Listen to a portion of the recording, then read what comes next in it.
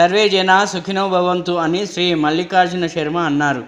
మంగళవారం ఉగాది పర్వదినాన్ని పురస్కరించుకొని దుర్గిలోని శ్రీ పోతులూరి వీర బ్రహ్మేంద్ర స్వామి ఆలయంలో, శ్రీ వేణుగోపాల స్వామి ఆలయంలో, శ్రీ వీరాంజనేయ స్వామి ఆలయంలో శ్రీ క్రోధినామ సంవత్సరం పంచాంగాన్ని వేద పండితులు చదివి భక్తులకు వినిపించారు.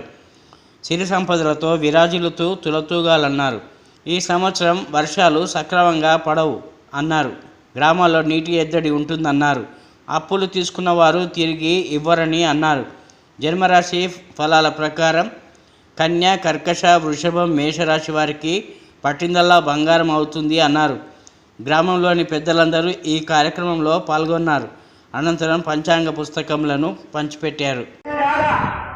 ఖర్చు నలుగురు మంచి వాళ్ళంటే 5 చెడ్డవాళ్ళు అంటారు.